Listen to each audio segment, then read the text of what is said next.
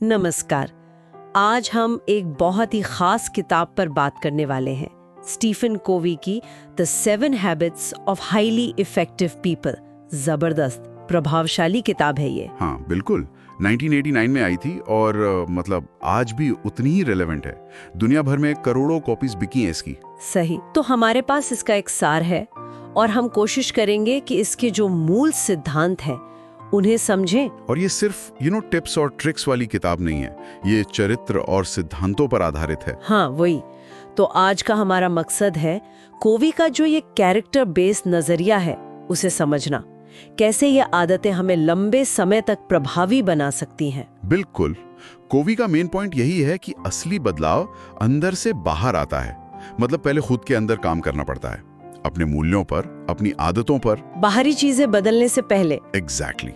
ये एक सफर है निर्भरता से स्वतंत्रता और फिर परस्पर निर्भरता, मतलब इंटरडिपेंडेंस तक। चलिए तो शुरू करते हैं। पहली आदत, सक्रिय बने, यानी बी प्रोएक्टिव। सुनने में तो सीधा लगता है, पर इसका असल मतलब क्या है?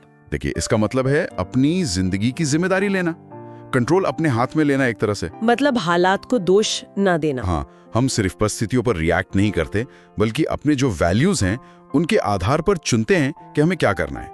कोवी एक सर्कल ऑफ इन्फ्लुएंस की बात करते हैं। हाँ, प्रभाव का दायरा। बिल्कुल, हमें उन चीजों पर फोकस करना चाहिए जिन्हें हम कंट्रोल कर सकते हैं, बदल सकते हैं, उन पर नहीं जो हमारे कंट्रोल से बाहर हैं।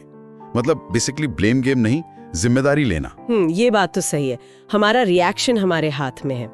अच्छा, इसी से जुड़ी है दूसरी आदत, अंत को ध्यान में रखकर शुरुआत करें।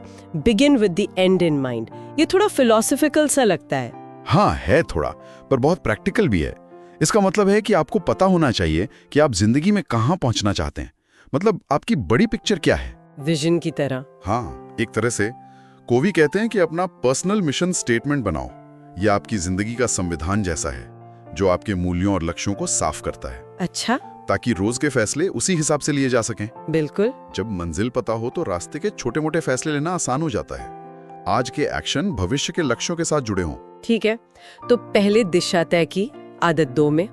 अब उस पर चलना कैसे है, यहाँ तीसरी आदत आती है। हाँ, पहली चीजों को पहले रखें।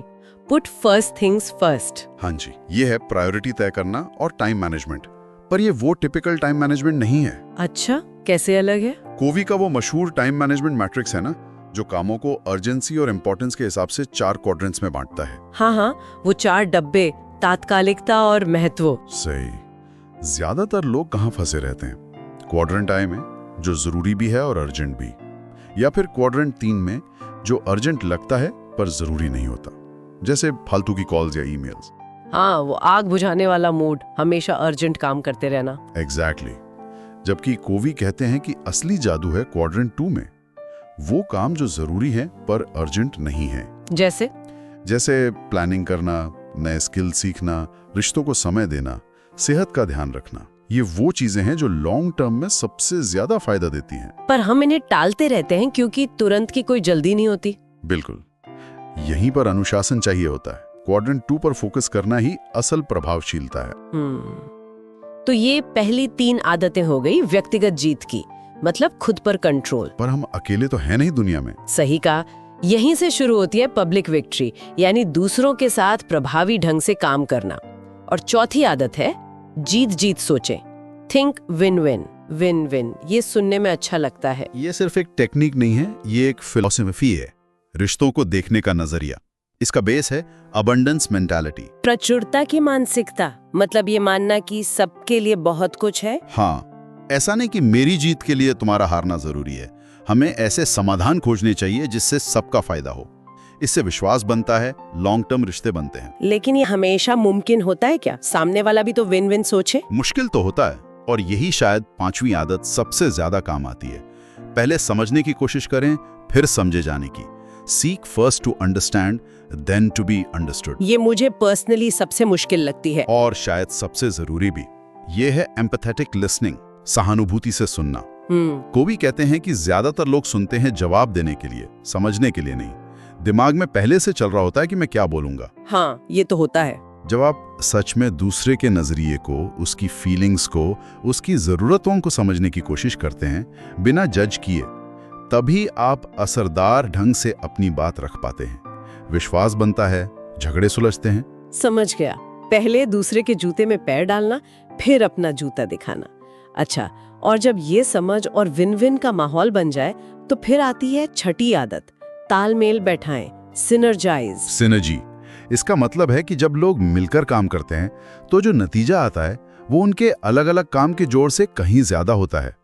मतलब 1 + 1 = 3 या 5 या 10। अच्छा, टीम वर्क का हाईएस्ट लेवल। हाँ, ये तब होता है जब हम मतभेदों को, डिफरेंसेस को एक प्रॉब्लम की तरह नहीं बल्कि एक स्ट्रेंथ की तरह देखते हैं। अलग अलग नजरिए मिलकर ज्यादा क्रिएटिव सॉल्यूशन निकाल सकते हैं। इसके लिए जाहिर है विश्वास और खुलापन चाहिए। और इन सब आदतों को सस्टेन करने के लिए, इनको बनाए रखने के लिए है 7वीं आदत, आरी तेज करें, शार्पन द सॉ। बिल्कुल, ये है सेल्फ रिन्यूअल का सिद्धांत, खुद को रिचार्ज करना। अगर आरी तेज नहीं होगी तो पेड़ कैसे काटेंगे? सही बात है। तो इसमें क्या क्या आता है? कोवी 4 जरूरी आयाम बताते हैं। शारीरिक मतलब सेहत, एक्सरसाइज, आराम। मानसिक पढ़ना, सीखना, सोचना। सामाजिक भावनात्मक रिश्ते बनाना, दूसरों की मदद करना।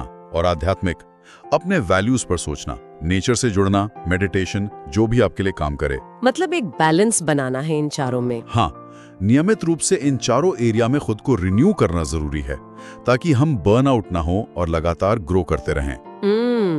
और कोवी ने बाद में एक 8वीं आदत भी जोड़ी थी ना? हाँ, जोड़ी थी।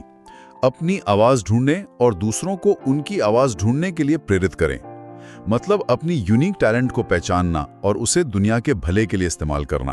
तो कुल मिलाकर कोवी का पूरा जोर चरित्र पे है, कैरेक्टर एथिक पर, सिर्फ पर्सनालिटी एथिक, मतलब बाहरी दिखावे या स्किल्स पर नहीं।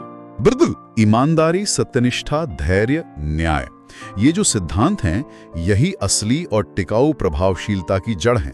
बदलाव अंदर से शुरू होता है। तो ये किताब सिर्फ प्रोडक्टिविटी हैक्स के बारे में नहीं है, ये एक ज्यादा मीनिंगफुल, बैलेंस्ड और असरदार जिंदगी जीने का एक पूरा फ्रेमवर्क है। सही रहा। और ये सिद्धांत हर रोल में काम आते हैं, चाहे आप स्टूडेंट हों, प्रोफेशनल हों, पेरेंट हों या लीडर हों। सच्ची प्रभावशालीता मतलब ज्यादा काम करना नहीं, बल्कि सही काम करना, ईमानदारी और मकसद के साथ। तो हमारे सुनने वालों के लिए एक छोटा सा विचार छोड़ जाते हैं। आज कोवी के सिद्धांतों को ध्यान में रखते हुए, खासकर वो क्वाड्रेंट 2 वाली बात, ऐसा कौन सा एक छोटा सा, जरूरी लेकिन शायद अभी अर्जेंट न लगने वाला कदम आप उठा सकते हैं जो आपको आपके पर्सनल मिशन या लक्ष्यों के थोड़ा और करीब ले जाए? सोचिएगा जरूर।